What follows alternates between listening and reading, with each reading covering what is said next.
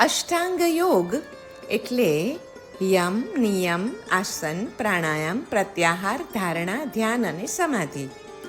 હવે આ 8 અંગમાં પહેલા જે 5 છે ને, યમ, નિયમ, આસન, પ્રાણાયામ અને પ્રત્યાહાર, એ હઠયોગના અંગો છે.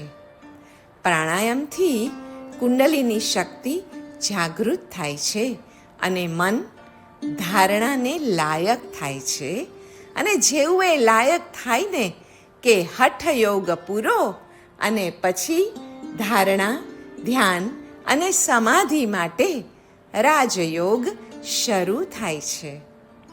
8 વર્ષથી 35 વર્ષની ઉંમર હઠયોગને લાયક ગણાય.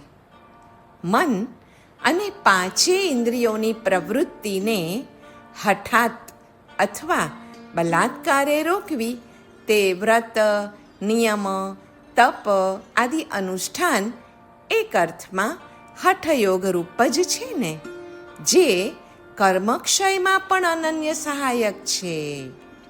હઠયોગ વડે શરીર અને પ્રાણનું નિયમન થાય છે, જેથી તે ધારણા, ધ્યાન અને સમાધિ માટે પછી તૈયાર થાય છે. અષ્ટાંગ યોગ ક્રિયાના 6 કર્મ છે: ધોતી, બસ્તી, નેતિ, ત્રાટક, નવલી અને કપાલભાતી. ધોતી એટલે પેટ સાફ કરવાની ક્રિયા. બસ્તી એટલે મળ વિસર્જનનો નૈસર્ગિકી ઉપચાર. નેતિ એટલે નાસિકા રંધ્રોની વિશુદ્ધિ. ત્રાટક એટલે અનિમેષપણે જોવું. નવલી એટલે પેટનું મંથન. અને કપાલભાતી એટલે પ્રાણાયામ વડે નાકની શુદ્ધિ. એ ઉપરાંત આસનો અને મુદ્રાઓ વડે શરીર તંદુરસ્ત, હળવું, દ્રઢ અને સ્થિર પણ થાય છે. અરે, અષ્ટાંગ યોગ વડે તો ષડચક્ર ભેદન પણ થઈ શકે છે. યમ અને નિયમ એ 2 બરાબર પાળીએ ને તો મૂલાધાર ચક્રનું ભેદન શક્ય છે. આસન અને પ્રાણાયામ વડે સ્વાધિષ્ઠાન ચક્ર, પ્રત્યાહાર વડે મણિપુર ચક્ર, ધારણા વડે અનાહત ચક્ર એટલે કે હૃદયમાં આવેલું ચક્ર, ધ્યાન વડે વિશુદ્ધિ ચક્ર અને સમાધિ વડે તો આજ્ઞા ચક્રનું ભેદન પણ શક્ય છે. ધ્યાન એટલે અંતરમાં આપણા પોતાના ચેતન સ્વરૂપનું ચિંતન. સાધક ધ્યાનમાં શબ્દ, જ્યોતિ અને રૂપ એ 3 વસ્તુઓના અનુભવનો પ્રયત્ન કરતો હોય છે. એક ભાવાતીત ધ્યાન પદ્ધતિ પણ છે. એમાં એક વિચાર લઈ અને તેના મૂળ સુધી પહોંચી તે દ્વારા આત્માના ઊંડાણ સુધી પહોંચવાની એ પદ્ધતિ છે, જેનું નામ છે ભાવાતીત ધ્યાન પદ્ધતિ. તે શીખતા 3 દિવસ લાગે છે, પણ શીખી લીધા પછી સાધકે તેની સાધના અનવરતપણે સતત રોજબરોજ ચાલુ રાખવાની હોય છે. આ ધ્યાન પદ્ધતિનો ઉપયોગ કરીને જો સાધક આગળ વધે ને તો મગજના ઊંડાણ સુધીનો અને પૂરેપૂરો તેનો ઉપયોગ થઈ શકે છે. એટલે શાંતિની દિશામાં સાધક આગળ વધી શકે છે. યોગ અને તેના વિવિધ પ્રકારો છે: વિચાર, અનાસક્ત કર્મ, પ્રેમ અને અનુભૂતિ દ્વારા પણ પ્રભુની પ્રાપ્તિ એ જેમાં ધ્યેય છે ને તેનું નામ યોગ છે. અને તેના વિવિધ નામો છે: હઠયોગ, રાજયોગ, કર્મયોગ, ભક્તિ યોગ વગેરે. રાજયોગમાં મુખ્યતા ધારણા, ધ્યાન અને સમાધિની છે. મનની વ્યગ્રતા ટાળીને ઈશ્વર પ્રાપ્તિ માટે એકાગ્રતા વૃદ્ધિનો અભ્યાસ એ જ છે રાજયોગ. જ્ઞાન પ્રાપ્તિની માત્ર એક જ રીત આપણી પાસે છે અને તે રીત છે એકાગ્રતાની. શક્તિ અને પ્રેમને જેટલા પણ એકાગ્ર કરવામાં આવે ને એટલું વધુ જ્ઞાન મેળવી પણ શકાય અને આપી પણ શકાય. રાજયોગના નિરૂપણની તથા જ્ઞાન ભંડારની એકમાત્ર ચાવી એકાગ્રતા જ છે. તો કર્મયોગ જોઈએ તો કર્મયોગમાં મુખ્યતા ફલેચ્છા રહિત અનાસક્ત કર્મની છે. જે પણ કર્મ કરીએ તે ઈશ્વરને સમર્પિત કરી દઈએ. જે પણ કર્મનું ફળ હોય એ પણ 14 રાજલોકના દરેક જીવો આનાથી સુખ પામે, તેઓનું દુઃખ ટળે અને આનંદિત થાય એમ વિચારી પ્રભુના શરણે એ ફળ મૂકી દેવાનું હોય છે. કર્મયોગ એટલે કર્મ દ્વારા ઈશ્વર પ્રાપ્તિનો અભ્યાસ.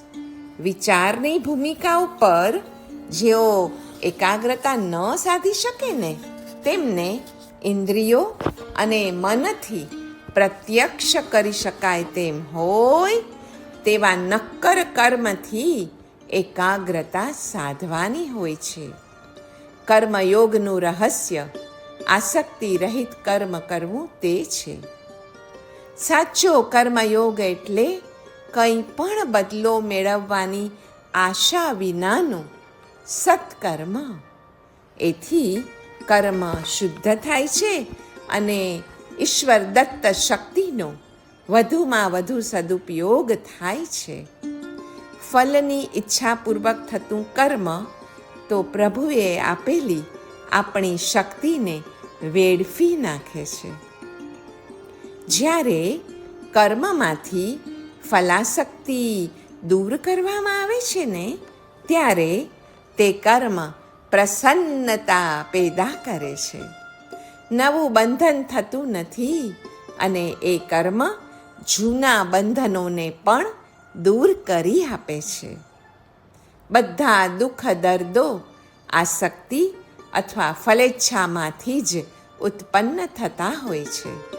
કર્મયોગીને તે હોતા નથી, કેમ કે કર્મયોગીનું સ્થાન દાતાનું છે. ત્રીજો છે ભક્તિયોગ. ભક્તિયોગમાં મુખ્યતા સુંદર વસ્તુ માત્રને પ્રેમ આપવાની છે. ઉર્મિશીલ અને પ્રેમી માટેનો યોગ એ ભક્તિ યોગ છે. ભક્તને ઈશ્વર સાથે પ્રેમ કરવો છે અને તે માટે તે બધી જ જાતના અનુષ્ઠાનો કરતો હોય છે. ભક્તિ માટે પુષ્પ, ધૂપ, દીપ, મંદિર, મૂર્તિ વગેરેની જરૂર હોય છે. જે સંપ્રદાયોએ પ્રતિમા પૂજાના અનુષ્ઠાનો વિના જ પ્રભુની ઉપાસના કરવાના પ્રયત્નો કર્યા છે ને તેમણે ધર્મમાં જે કાંઈ સુંદર અને ભવ્ય છે તેનો અજાણપણે જ નાશ કરી દીધો છે.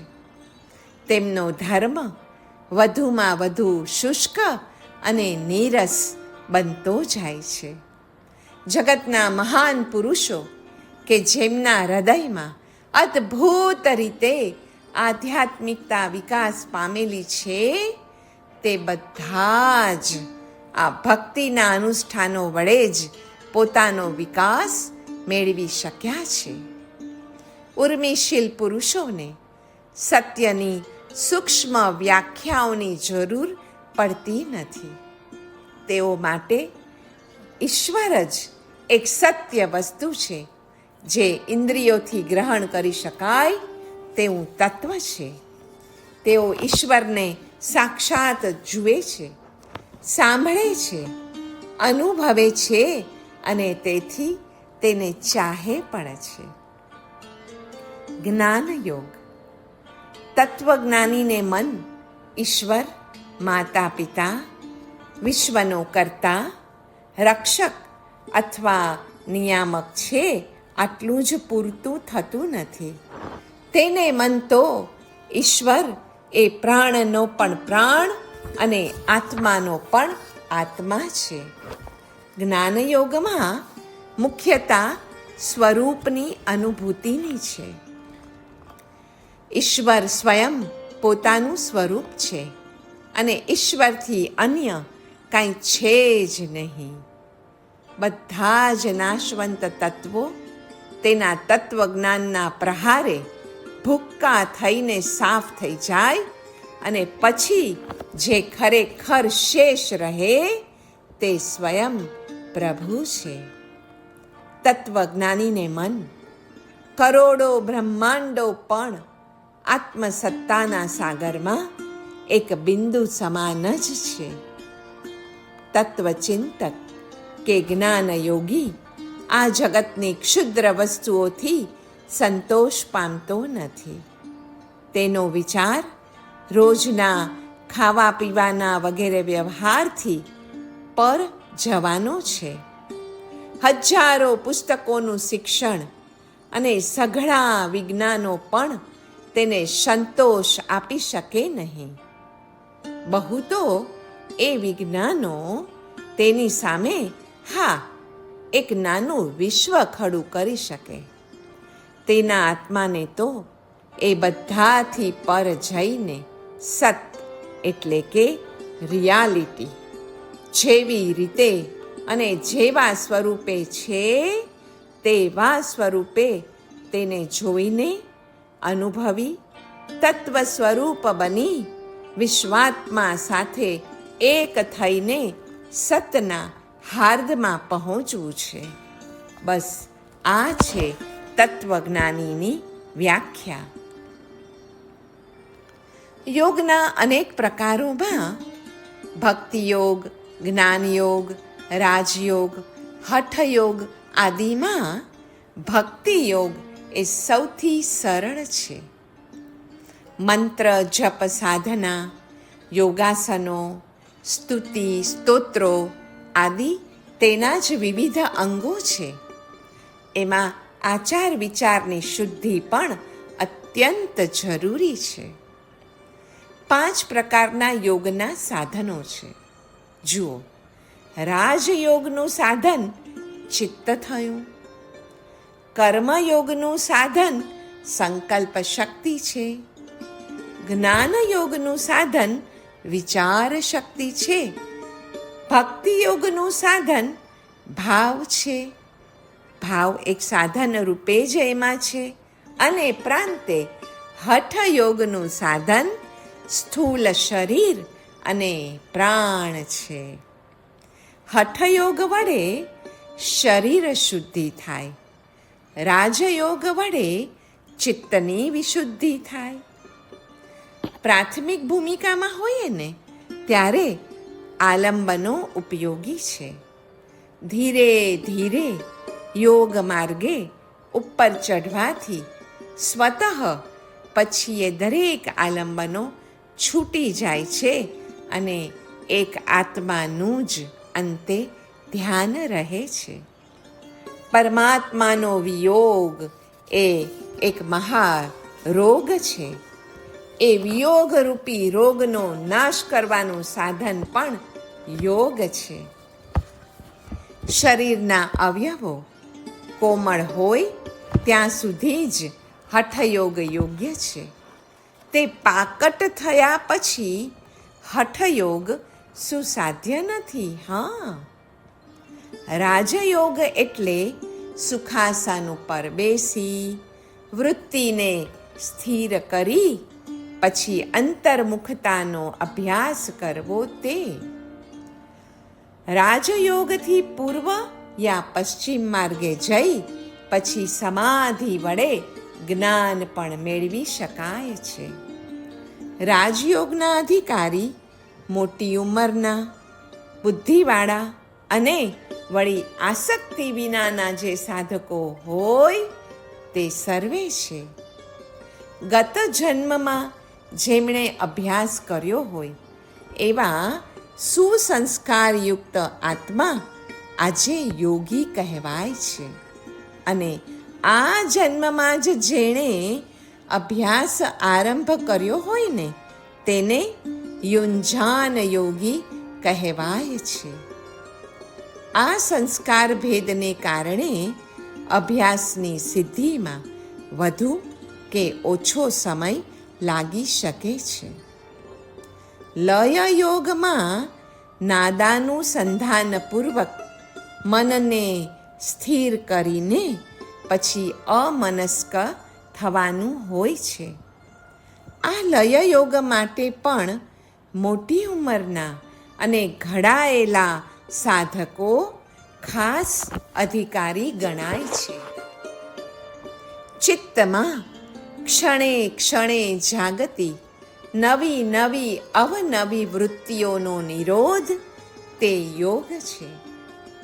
ચિત્ત ચેતનમય હોવાથી નિરોધ કરતા રહેવું એટલે કે વૃત્તિનું વિકારમાંથી સંસ્કારમાં પરિવર્તન કરતા રહેવું એ પણ યોગ છે. જ્ઞાન યોગ વડે શબ્દવૃત્તિ, કર્મયોગ દ્વારા સ્પર્શવૃત્તિ, ધ્યાન યોગ વડે રૂપવૃત્તિ, ભક્તિ યોગ વડે રસવૃત્તિ અને રાજયોગ વડે ગંધવૃત્તિનો નિરોધ થાય છે. આમ શબ્દ, સ્પર્શ, રૂપ, રસ અને ગંધ એ પાંચેય વિષયોની વૃત્તિનો નિરોધ આ 5 પ્રકારના યોગ વડે થાય છે. સર્વ વૃત્તિઓના નિરોધ દ્વારા ચિત્તની પ્રસન્નતા પ્રાપ્ત થાય છે અને પ્રસન્નતાથી તો દુઃખનો ક્ષય થાય અને બુદ્ધિની સ્થિરતા મળે છે. યોગાભ્યાસથી આત્માનું સંધાન પણ શક્ય બને છે. યોગ એટલે શરીર, મન અને આત્માનું સર્વાંગી સ્વાસ્થ્ય. યોગ એ ચિત્તની એકાગ્ર થવાની શક્તિને વધારે છે. યોગાભ્યાસ દ્વારા શરીર અને મનની અશાંતિ તથા બેચેની દૂર થાય છે.